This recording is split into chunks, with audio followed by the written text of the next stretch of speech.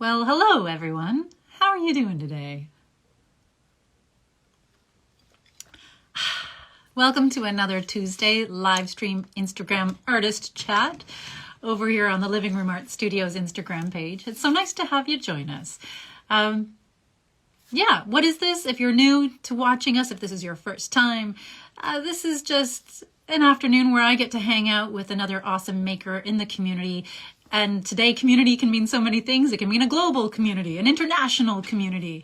I just hang out with that person for a little bit and we just chat. We talk about art, creativity, creative wellness, the role art making and art sharing plays in our life, and what it's like to reclaim our inner artist and talk back to that, that inner critic every once in a while when they rear their head. So today I'm chatting with someone who, someone that I have to be honest about this. I'm a bit biased here. They are a person I adore. They were also a coordinator at the Living Room Community Art Studio. So if you were coming around, you might be familiar with this person as well. There's someone that I feel like I know a whole lot about, but when any opportunity you have a chance to get a little distance, a little perspective on the person you're chatting with or like learning about, I suddenly realize there's so much that maybe I don't know about this person, or things perhaps that we haven't had an opportunity to talk about in a certain way. So today I would like to introduce to you or share with you or reintroduce to you Carlos Castle, an awesome creator and social service worker out there in the community who's just an excellent human, always, you know what? I'm going to stop talking and I'm going to invite Carlos on to this live stream so that Carlos can explain a little bit about himself.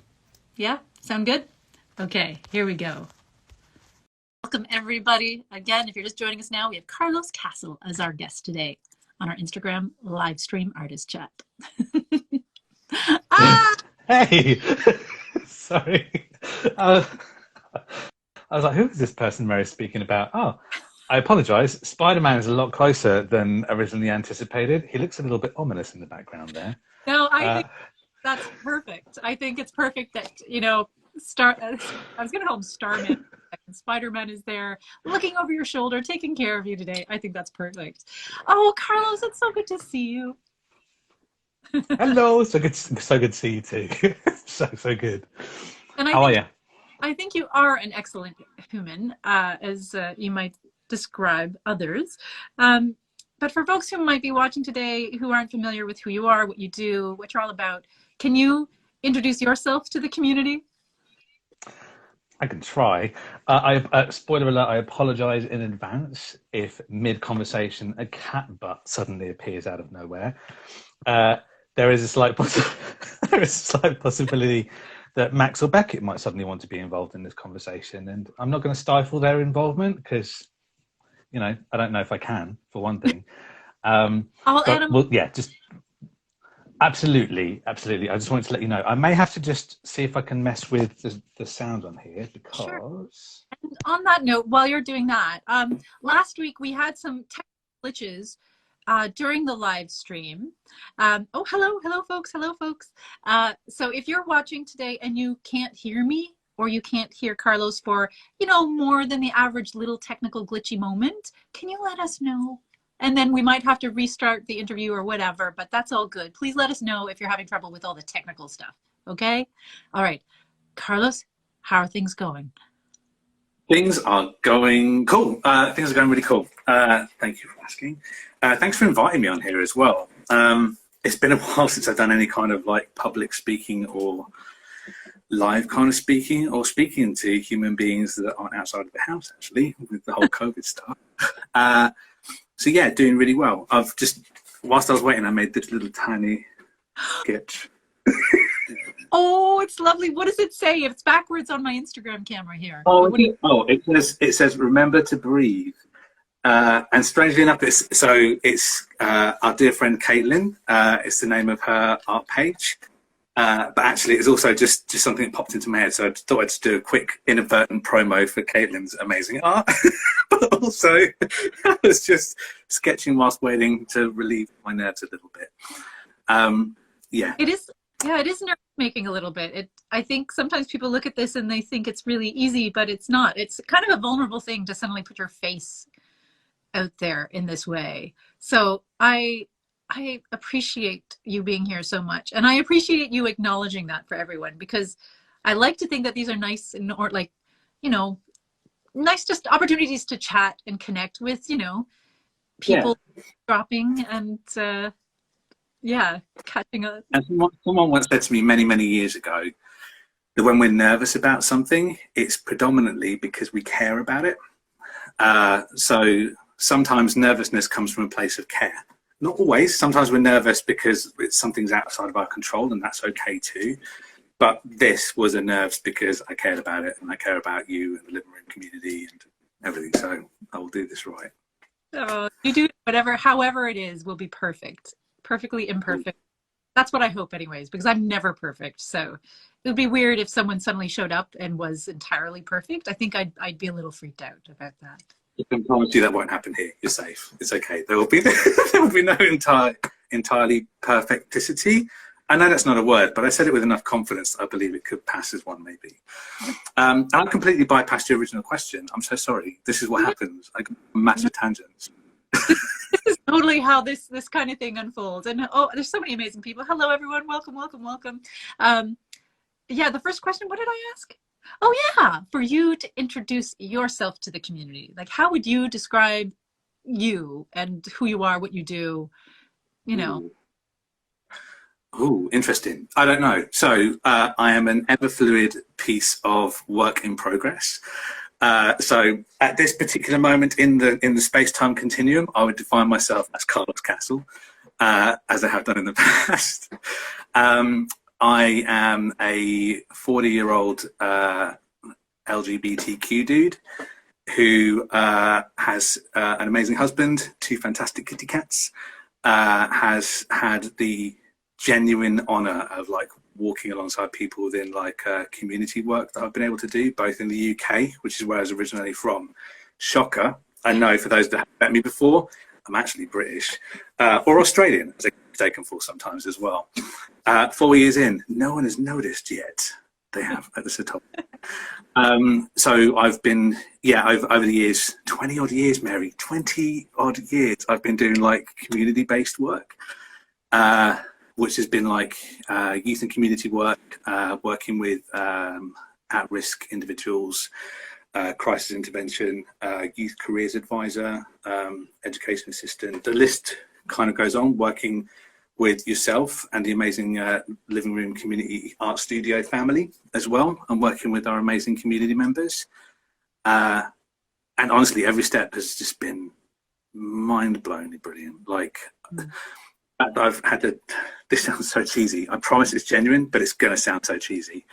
But the fact that people have, like from the community, have invited me to walk alongside them and like support them, has been awesome. And I've been really, really lucky to kind of have the career path that I've had, and along the way to make such amazing friends and long-standing friends in my colleagues that I've worked alongside as well, both in the UK and here. It's been awesome. I will say awesome, but yeah, it's true. It's okay. This is an awesome, positive space. How about that? Yeah, you are awesome as well. I think it's that beautiful thing, perhaps when people, you have this capacity to mirror back the best, to reflect back the best in everyone that you encounter. At least that's how it feels to me. Even on my crappiest day, in my lowest, most humiliating moment, I might, connect with you, and suddenly just you find this way to just put something out there that just taps into maybe things I've forgotten, things I'm not aware of in the moment, things that are hard to reach for. You see, oh, yep, a lot of it's come. Yeah, see, there's a lot of love coming here. Thank you. That's an extraordinary skill. And I'm not sure would you call it a skill? Are you even aware that that's part of the humaning that you're doing in the moment? I think it's, thank you, first of all. Thank you for the compliment. I'm trying to get better at going, oh, shucks, no. I'm trying to get better and going, oh, thank you. And even if it sits slightly uncomfortable with me, because I'm not great at receiving compliments, I'll take it, pop it in my pocket, and either refer to it later or pass it on to somebody else. But I'm trying to get better at that. I'm not great at it. I'm still like, oh no, shucks, no. So thank you. I appreciate that. I don't know. In terms of, it's an interesting question though. Okay, I'm going somewhere with this, I promise. I kind of view life a little bit like a salad buffet, like an all-you-can-eat, if you will. And kind of you've got all this skill set that's kind of laid out from different people that you meet along the salad buffet line of life. And you're like, oh, that kind of looks really good. Can I use that and put that on the plate? And you kind of, by the end of the line, you have this like mixture of all these different experiences and words of wisdom and life skills, I guess, that you kind of picked up the salad buffet line of life. Please, that might not be the greatest comparison, but I think we kind of all go along and kind of take what, or borrow and share what fits for the moment, and something that we might be able to like eat later on, or like pass on to somebody else's plate if needed. But I can't say with any, I wouldn't say with any certainty that the skill set is mine and born with it, had it. I've been really, really so fortunate to like have like amazing mum and dad, like amazing sister, amazing husband, friends, extended family, just and even those people where the skill set I've learned hasn't been from a positive experience, it's still been something that's actually been good to have on my plate to kind of reflect back on, maybe not consume, but to reflect back on as a bit of a reminder. So I've learned lots of different bits as I've gone along, I guess. Does that make sense? It does. And I also, Laura, love the analogy. Because there's something about, I mean, this is not a time of buffet restaurants. So I love the fact that you've sort of shout out to all the buffet restaurants who can't really work right now and do their thing. But I love the fact that you've connected relationships and meaningful relationships in our life. You know, whether they're constructive or they teach us something, or maybe, you know, we learn what we don't want as much as what we do want. I love that you've connected that to nourishment. And I hadn't thought of that, actually. Yeah, I'd like to take ownership of that, but I hadn't thought of that angle. But yeah, you're right. I mean, yeah, I totally thought of that. That's what I meant. It's not, sorry, but I'll take that. Well, there is that, because I can relate in a certain way. I feel like every single person I've met I had an experience with, from the most casual kind of bus stop, you know, waiting for, you know, to get home kind of moment, which I know you have so many of, to the more serious, like I'm committed to engaging with this person for the long haul, whatever it might be. Bye-bye, folks. You can stay and go and watch later. This will be up here for you to watch later on. See you later, Anna. Bye. There's something that we take away from that moment, and there's something that we offer. There's an exchange that happens, whether we're aware of it or not. And perhaps it's just, you know, as we move forward in life, we become a little more aware of that exchange, a little more intentional about what we give and what we allow ourselves to take and receive. I don't know. And not kind of claiming it solely as our own as well, I think, is the important piece. Like, whatever is on our plate isn't ours necessarily to keep forever. We can distribute portions of it or all of it to those that need it more. Yeah. It might have been relevant for our plate at the time, and that's cool. And and going on that nourishment piece, I agree. Like, that might be what we need for the nourishment, but there's always going to be other people that need that chunk of food on the plate. I lost the analogy. Yeah. It's yeah. And we can always, you know, sometimes we need junk food, sometimes we need healthy food, sometimes we need a feast, sometimes we just need a little piece of celery to get us through. There's lots of places we could take this analogy, but I just love that it's connected to that, because again, you know, refocusing on you for a moment, you are someone who I do find very nourishing. You're someone who replenishes, who refuels. Where do you find, and I think I have an idea what you might say, but where do you find that comfort, that, you know, where do you refuel? Where do you go when you need to charge up Carlos? So I'm quite happy to share this piece. I'm going to move the camera for a moment. Okay. So in our house, we like have like housey stuff. And there's this, which is kind of my work office, which is like a kind of a side room. And there you go, an exclusive reveal. Over in the corner, I'm not sure if you can see it, just down there, there's like a little sit-down, cushiony kitty cat area. in that area. So that's where I can kind of literally physically distance myself from work for a moment if I need it, or if it's the end of the day, I can sit on that little corner. Hubby comes and sits in here with sometimes as well, or if it's super late at night, kitty cats come and sit in here, and I'm surrounded by comic books. I'm surrounded by memorabilia of like my journey through life, like personal stuff that I've gathered from family and friends, etc. Oh, it's here in fact, and my tablet, which I do like art stuff on. So that's always in here in the evenings as well. Clearly, I left it in here last night, so I can sit and sketch or listen to music, and that's kind of my Carlos cocoon, if you will, I guess. Just or sometimes like going for late night walks when it's like dead quiet and I get to see like all the nature and stuff. Not at the moment because it's super cold. But when it's like not like minus 5,000, then I sort of like go for walks. But at the moment during the winter months, it's kind of hibernation evenings and just sit books or do arty bits.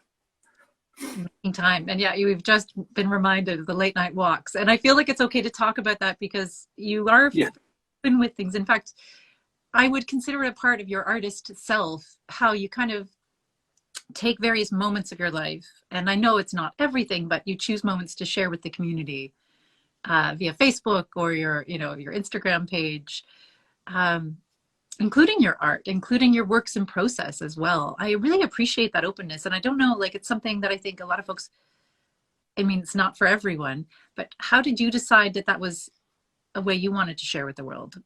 Like, what do you choose to share when you share it? Honestly, the art stuff I tend to share. I don't think I've not shared anything so far. No, that's a lie. There's one piece that was particularly personal to me that I haven't shared with anyone aside from immediate family or friends. But I think everything else I've kind of shared, mostly because for like when I've been, a lot of my like friends from years back will know that, like, and probably a lot of my old school friends as well actually, when I used to spend like a lot of my time studying ish, but stay in school, studying as much as I could, but sketching. Like, did like a lot of cartoony sort of sketches. There was a thing that I drew, so I was kind of disappointed about it. So there was a thing that I drew like back in the 90s called the blobs, and they were literally just like live drawing. Oh, no. You see live drawing. Live drawing. This is possibly the rushiest sketch I've done of them, but they're not complicated. So, I don't know if you can see this little thing here. Yeah. There's a really speedy version of them, but I used to draw. They were called blobs. I used to do them. Hello, Shelley. Sorry, I just noticed that I can read what's at the bottom of the screen. I've been talking the whole time and I haven't registered. I'm so sorry. But I used to draw like those cartoony stuff like back in the 90s, and then in the early 2000s, there was like someone who I can't remember who it was, but like some famous studying person like created a help sheet for young people called the Blobbies, which was like lots of blob creatures in different situations. And the idea was that you take this session of this picture of all these different blobbies in different, like, climbing trees or et cetera, show them to one person and they go, right, oh, I feel like that blob today. And I was like, oh no, I missed an opportunity here. It doesn't matter. To be fair, as long as the resource is out there to help young people, cool. Mine was not a resource. Mine was just me doodling. But that was a really long way round to get to the point of the story. Those are kind of the only things that I've kind of drawn, cartoony sort of stuff. So probably within the last 2 years, pre-COVID, how many years ago was that? Whenever pre-COVID was now. I started just kind of stepping outside of my comfort zone, and my comfort zone was so stepped out of because all I'd done was cartoons. So I was drawing like really not bad, but not good in my eyes, like versions of trees, and I drew pictures of the cats or a cup of coffee and trying to get like different angles and stuff. And every single thing I was doing, I was like, this is such a mistake. This is so bad.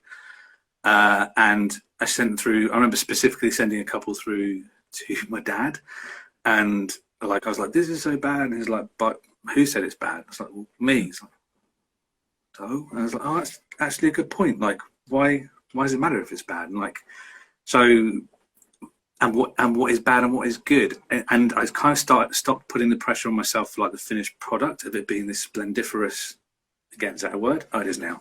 This splendiferous piece of majestic like art in society's eyes, and just enjoying what I'm doing, and whatever the end result is, if I like it, cool. If I don't, the process and experimenting was kind of fun.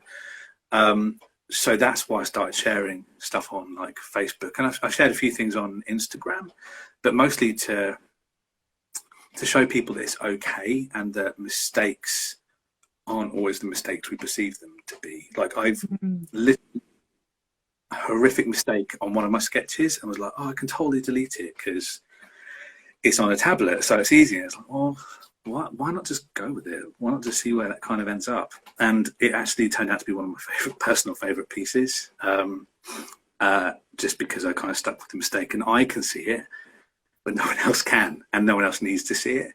And I'm happy to share what that mistake was like, but it's not relevant for the final piece, but it was actually relevant for my journey, particularly as I was going through some pretty rough stuff at that point when I created that.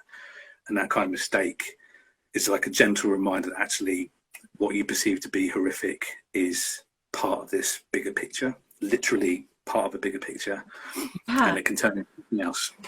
Isn't that interesting? And so I'm going to take a moment, just because I saw a comment that if anyone's having trouble hearing, or if something's going weird with the sound, can you let us know? I saw Shelley post something, but if other folks are experiencing that too, please let us know. That piece that you were talking about there, it's interesting. It touches upon like that inner critic.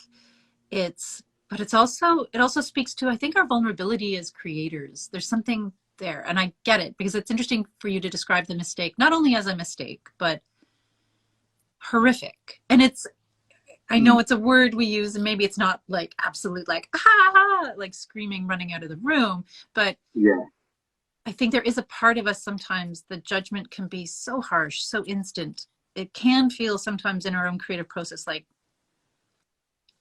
what? Like it's like something we're repulsed by some of the things we create. I don't know if that's an exactly right way to describe it, but I'm fascinated with that intense relationship we have with process, because you're right, not other people don't see that necessarily when they look at our work unless we share it with them. But I think it speaks to something we're growing or working on within ourselves. Absolutely. It's a beautiful thing to share that with people. It's a beautiful thing to allow that to be seen, because I think in at least definitely in fine arts circles, no one shows off their mistakes. You don't see exhibits or graphic novels published, or things taken to that level that are mistakes included. Mistakes. I'd love that. That'd be so good. I'd go see an exhibit just for that. We'll work on it. So that's intentional then, you making sure that you're transparent about the process as much as everything.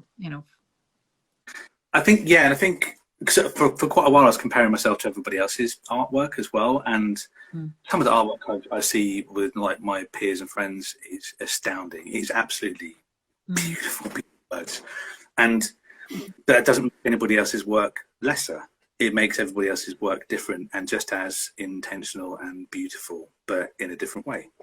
And I think if it sounds, I'm bordering on the line of like sounding cheesy, but it took me quite a while to kind of step back and go, well, my work's never going to be the same as theirs. And so what, it's just a constant struggle of like, oh, I'm so rubbish, I can't do this. It's like, I'm just not going to try it. And it's like, well, why? What's the point then? Like, just put down the pen and walk away, but then I can't complain to myself if I'm not creating anything, but I'm kind of stuck in this vicious circle. So it took me a little while to go, over here are my friends and their incredible art, and it's beautiful. And over here is my art, and it is me, and it is enough. And it's not always beautiful, but that's me. And I'm sure with a relative level of confidence that everybody else feels that about their own individual art pieces too, like in comparing it to everybody else's. And we spend a lot of time kind of worrying about what other people think of us, not just art, but just just as human beings. And I think the the kind of Greek tragedy of is that everybody else is worrying about exactly the same thing, and it's just an expenditure of energy that we don't really need to do. I get it. I still do it. I'd be a hypocrite if I said that I didn't still worry about what people think about me sometimes. Yeah. But I can say with a level of confidence that it's certainly lessened over the years than like when I was like 20 something.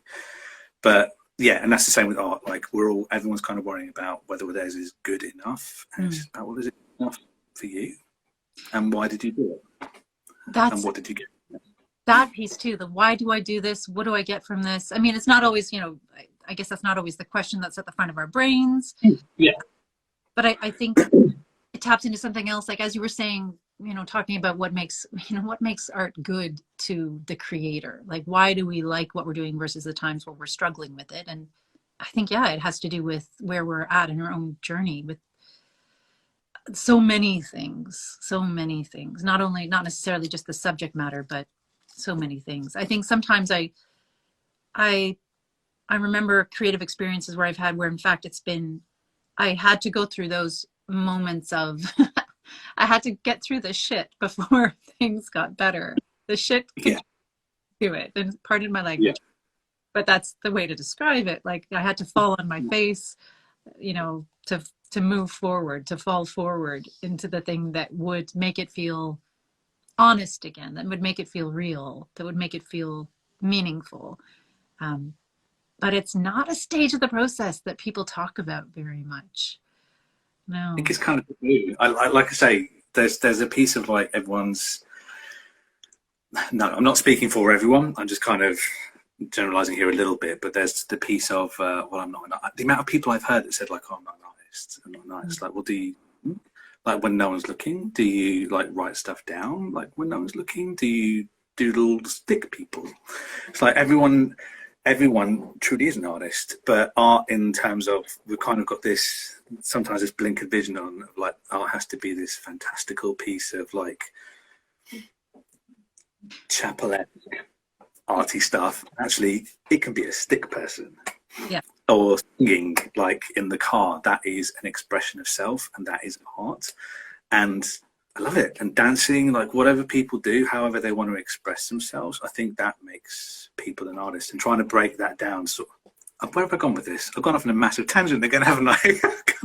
Here's the question. Here am I. See ya. Like, whoops. But everyone is an artist, and that inner critic piece, I think, it takes time and discipline, and I think it's important to allow ourselves to hear, like you and I have discussed in the past. I think it's really important to hear yourself say, that's not a good piece of work. Because ignoring it kind of puts it in a box, and it kind of grows, and it gets a bit more gremlin-y. I know gremlins are cool. I don't know, gets a bit more shadowy. Shadows are cool. Gets a bit not good. I think there's something about, I think when we talk about inner critics and that negative self-talk or whatever folks like to describe it as, it's really interesting because I think who wants that in their life? None of us want that in our life. We want maybe I do, I don't know. But maybe, I think we're seeking something ideal. We're seeking this kind of Instagram influencer lifestyle. Yeah. Beautiful and cool all the time, and I just create, I get up, I do it, and it's great, and it's just, my life is one big magical moment of whatever, and it's not true. That is not life. And art doesn't happen that way. It's sometimes hard and hurtful and stressful, and not just moments, but there can even, like, someone, I can think of so many artists of all kind of expressive modalities who go through periods of months, maybe sometimes years, where things fluctuate and it's difficult. And I think maybe, who knows? I'll put this to you, Carlos. I'd love to hear what you think.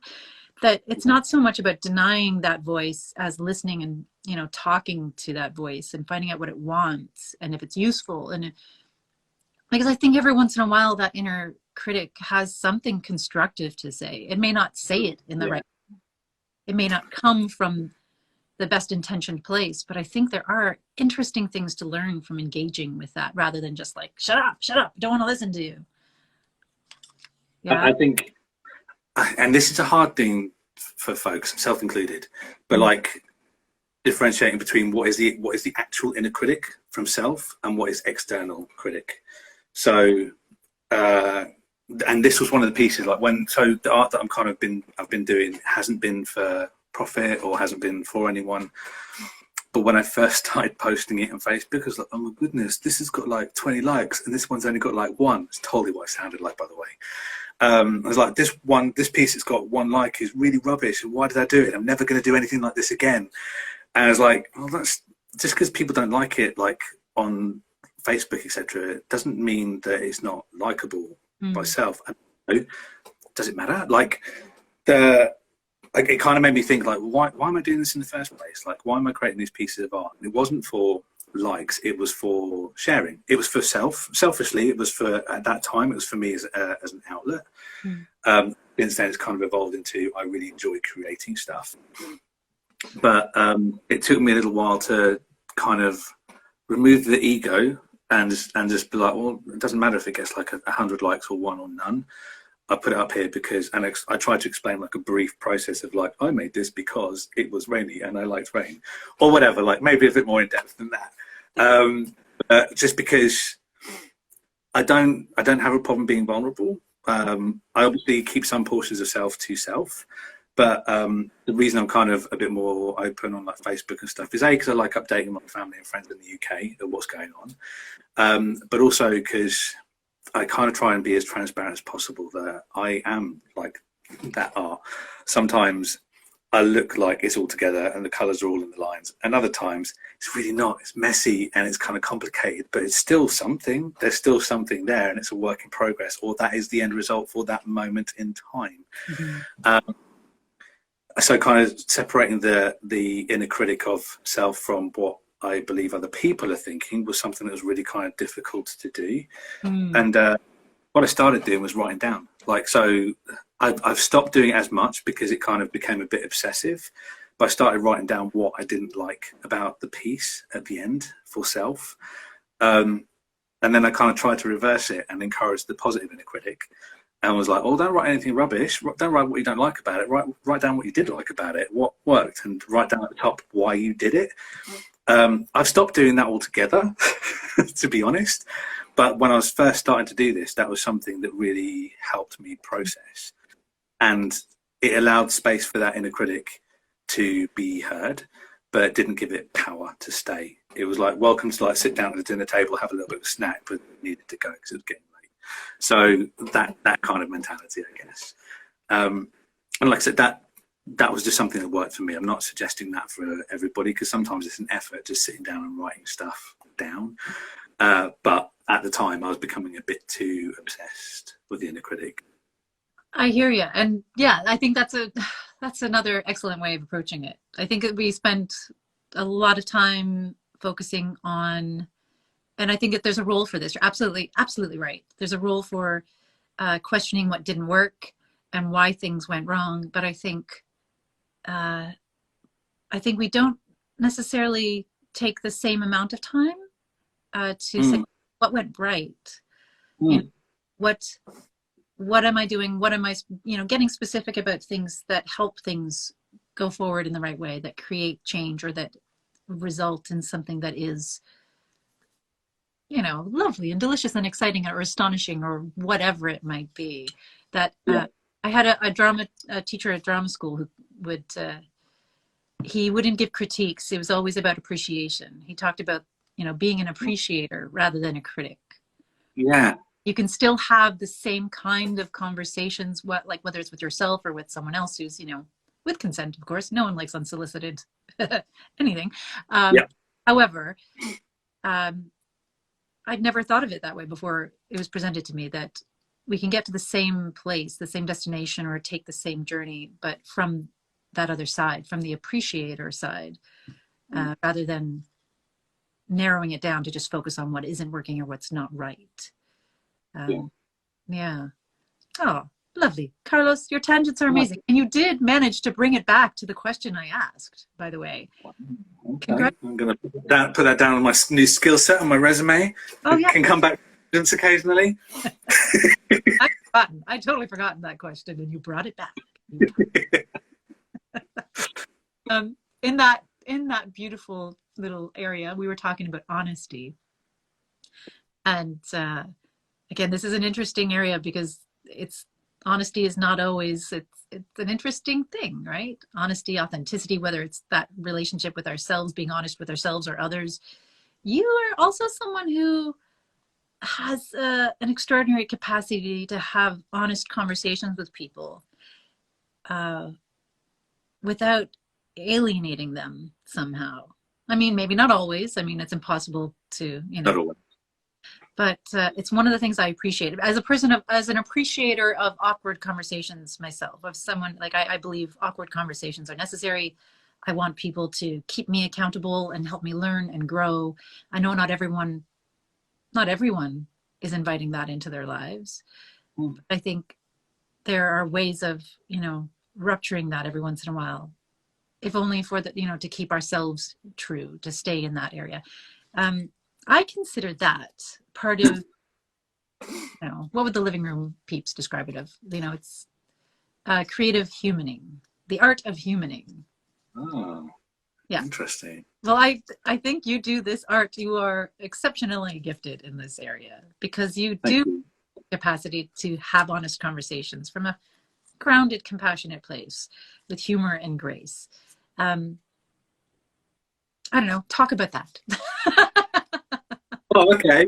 I don't know. I guess it's tough, particularly given the current climate and the wobbliness of the world at the moment. It's some of the conversations that are happening like online or out in the world they're heavy topics, and they're necessary topics as well. Like, and I think a wise person named Mary once told me that leaning into the awkward and the important, importantness. Is that a word? Anyway, the important. Told me leaning into the awkward is important. There, got it in the end. And I think everyone has an origin story. Not to get too comic booky, but you can get comic booky. That's totally fine. Let's get comic. Spoiler alert, comic books.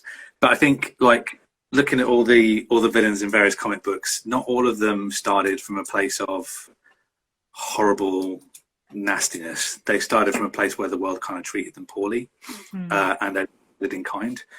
And I'd love it if it was that easy, and we could just go, well, this person's had a really rough time and they're responding this way, because it's not always the case. But everyone has an origin point of their beliefs, whether they're negative or not. And I've had numerous conversations over many years on this planet with folks who have said stuff that is offensive or oppressive of other humans, and I will always try and approach it from an angle of kindness, and I'm not always successful with that. Let me just own that. Sometimes I'm like, oh, me no words, grr, you bad because you say. Sometimes that's all the energy I have.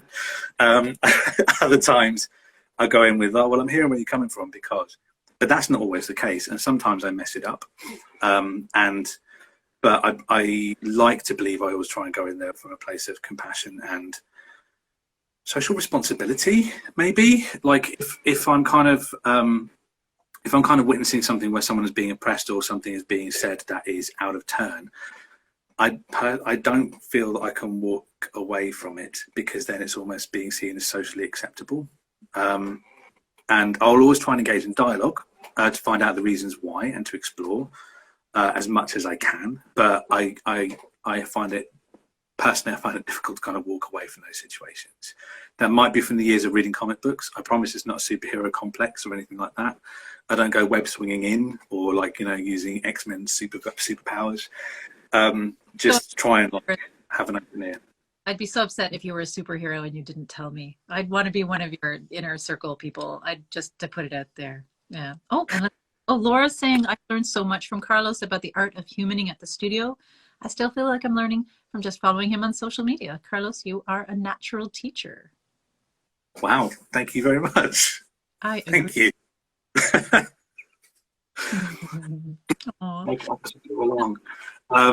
I try to be honest about making it up as I go along, and it's a learning process. Like I say, with so I don't you're saying that I know the answers to everything and I get everything right. I really don't, and that's okay too. That's part of like going back to the art piece I was talking about, where I kind of made the mistake. We can turn something from a mistake into something else.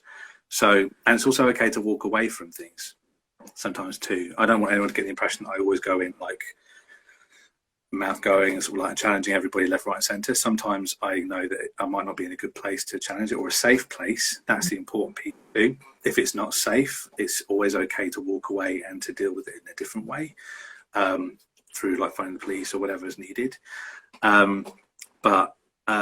Yeah, I'm going to totally dork out here. You ready for this?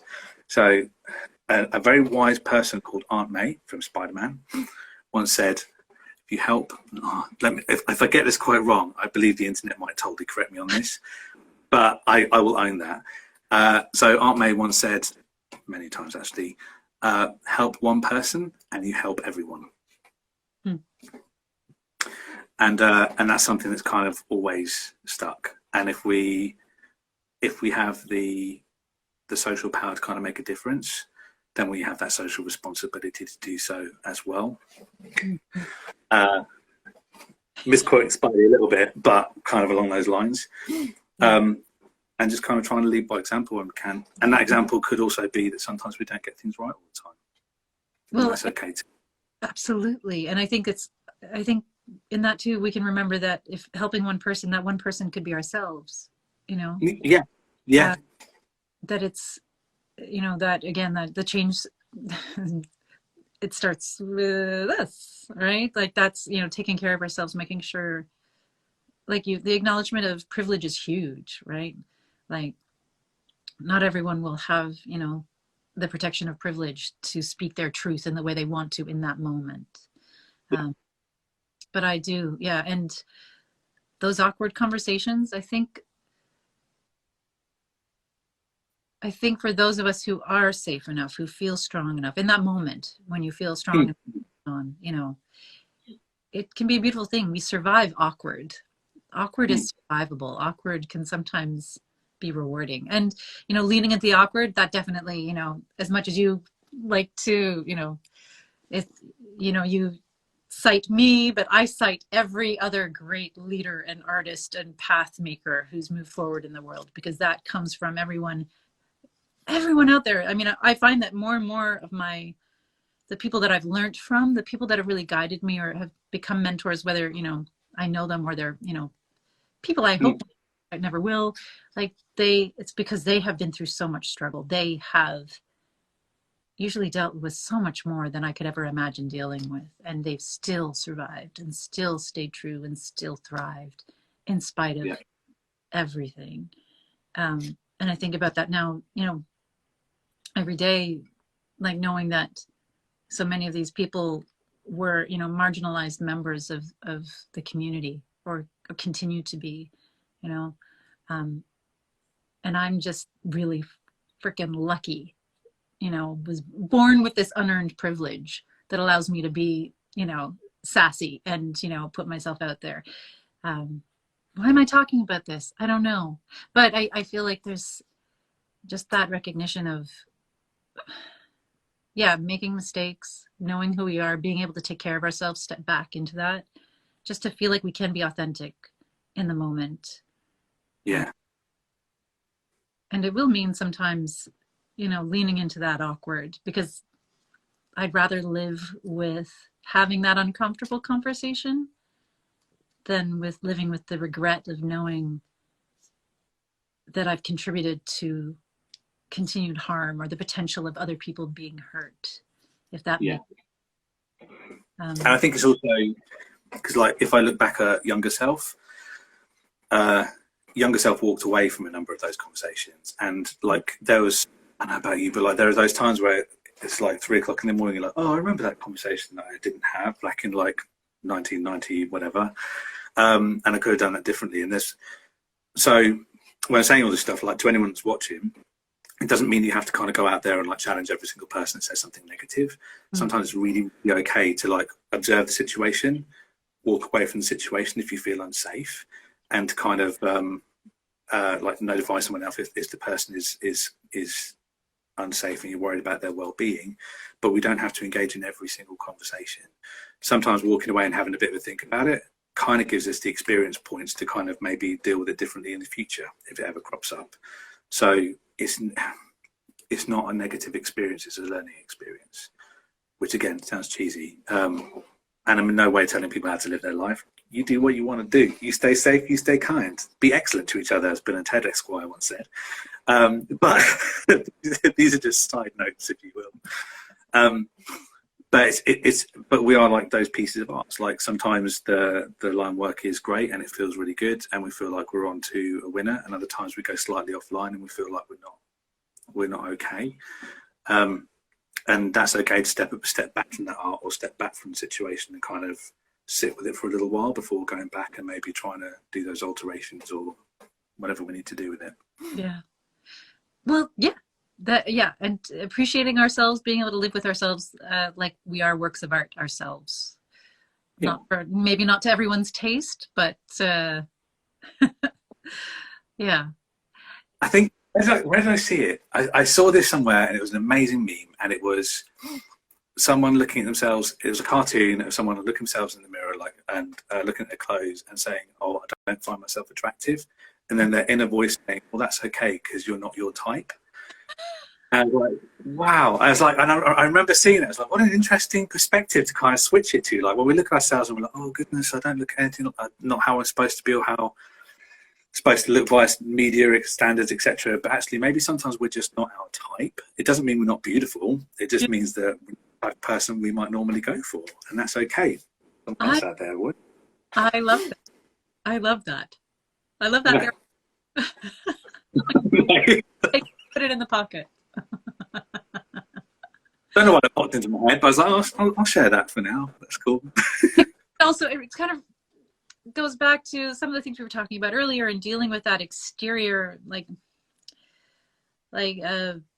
sometimes being in something and not having perspective, but also the awareness that others, we are being looked at or observed somehow, and that there's this gaze, a lens through which so many people we're still trying to deconstruct and everything, all those things, right? Being able to remember that kind of allows, it brings it back. It just grounds. That's a very grounding thing to remind ourselves of in any moment. I don't know. I love that. That's great. Cool. Can't take credit for it. That was from like the salad buffet of life, and I can't remember what meme it was. If I find it, I'll send it to you. I would like that. Yeah, that would be awesome.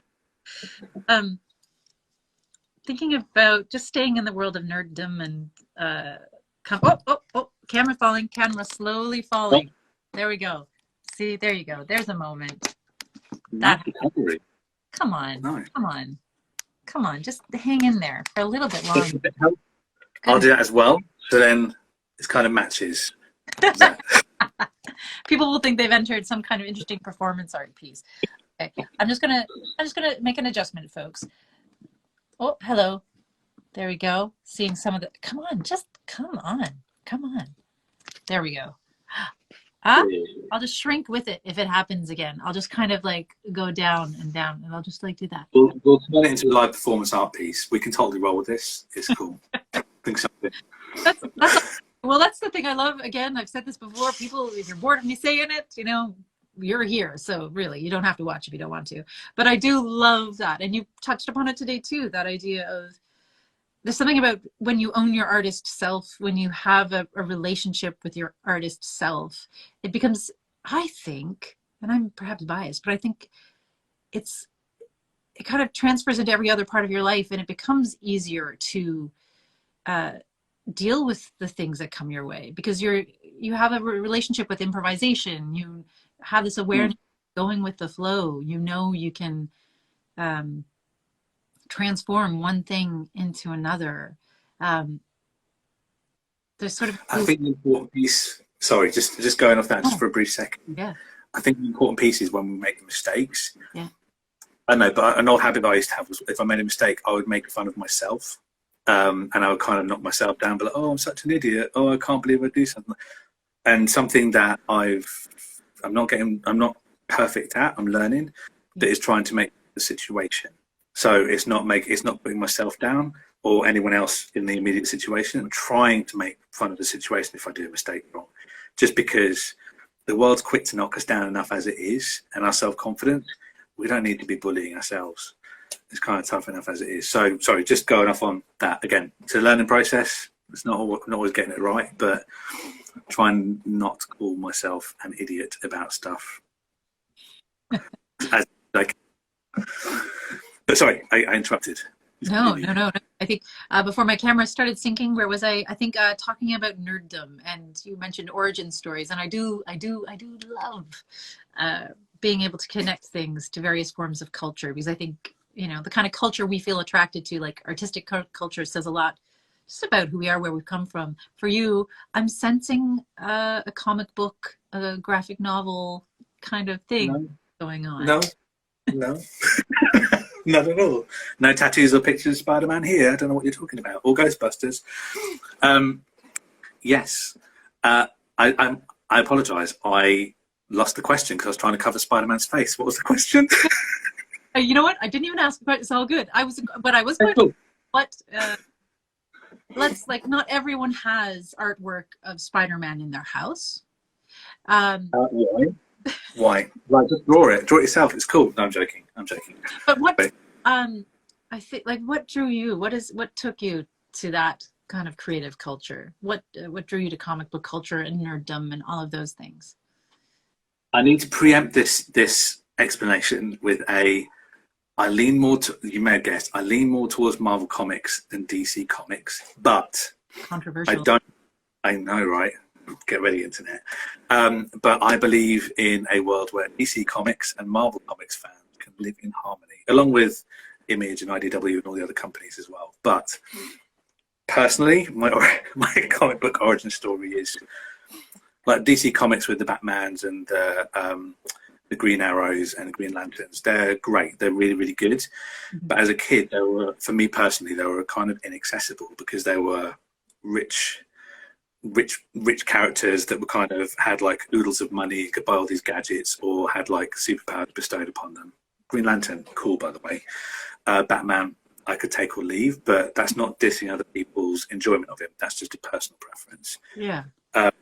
With the Marvel comics, the Spider-Mans and the X-Men's, and they were kind of the street level superheroes that, like, Peter Parker had just a harder time trying to manage a job and stay in school and save the world, as like the X-Men had a hard time fighting out against prejudice and kind of intolerance of them just being who they were.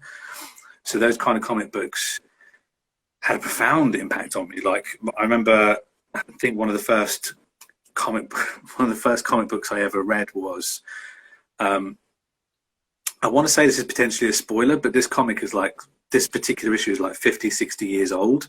So I'm about to reveal a pretty big spoiler here for like a really, really old Spider-Man comic. So if you don't want to hear it, now's probably the time to cover your ears up just in case. But it is 60 years old, around about. But I'll wait for a second and I'll continue. So just in case anyone wants to cover their ears. Okay. But the first comic I read was Spider-Man title, issue 121. Oh, I didn't need to add the number. Sorry, I totally dogged out there. The night when Stacy died. And it was, I was not old at all. And I remember reading that and being like, what?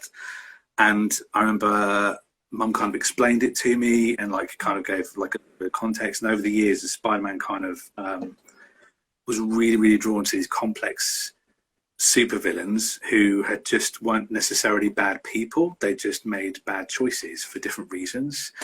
But there was still some good in some of them, not all of them. And it's kind of resonated. Like, years, I've been reading comic books for probably like, the comic books I can remember probably for about 35, 36 years. And I've got like a whole plethora of comic books behind the camera over there from like all the eras, but each one has, like, the Marvel comics for me in particular kind of touch upon the standing up against intolerance and standing up for what you believe in, but doing so with compassion. Mm-hmm. And Spider-Man, aside from a certain movie where something happens that doesn't sit right with me with Spider-Man, he is a no-kill person, regardless. Yeah. And will always try and like negotiate or talk people down or like just do the best he possibly can. That doesn't always work out for him, and that was kind of what I appreciated as well, that vulnerability and honesty about we can only do the best that we can, but sometimes that's not always the best that we hope for.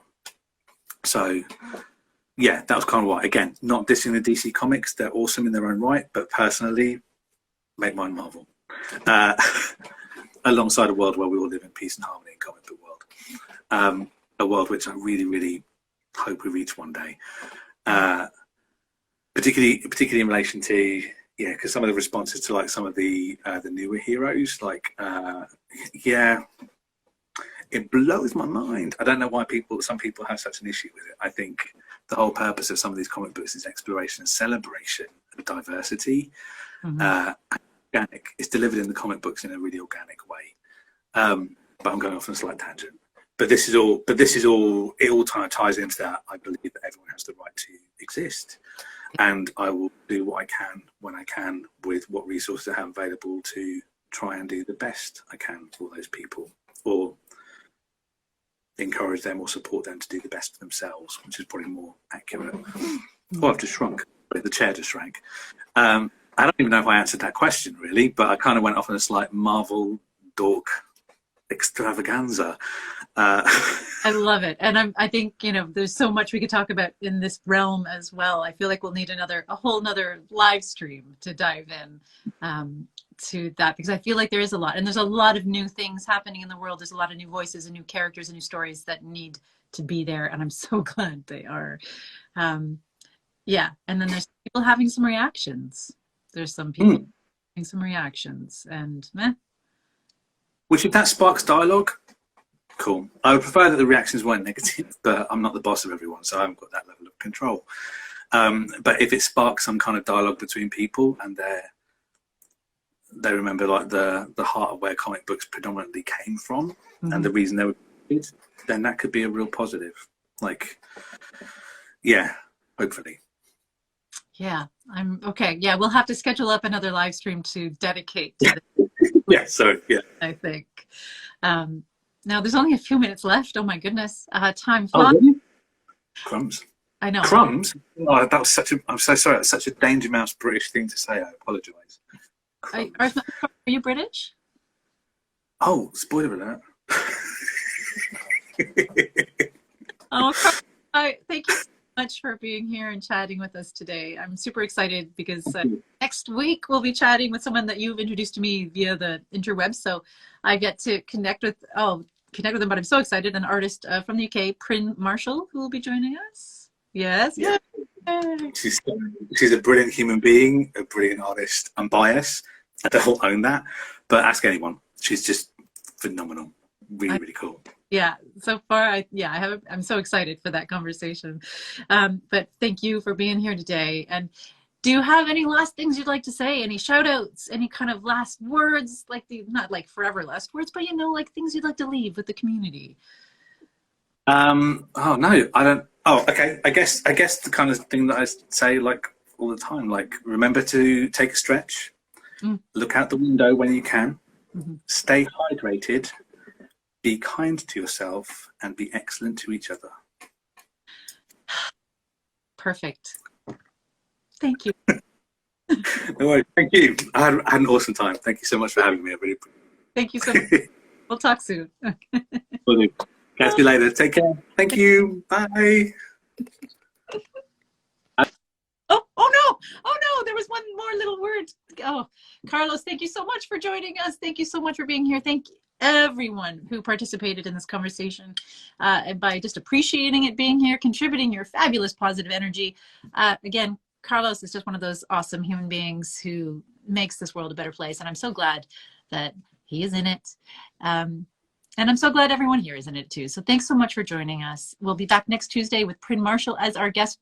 Tune in to watch and enjoy that. In the meantime, until we can connect and create with one another again in person, I look forward to connecting and creating with you right here. Take care, stay creative, stay safe, and see you soon, folks. Bye. Now, how do I get out of here? I've forgotten too. Okay. Oh, there.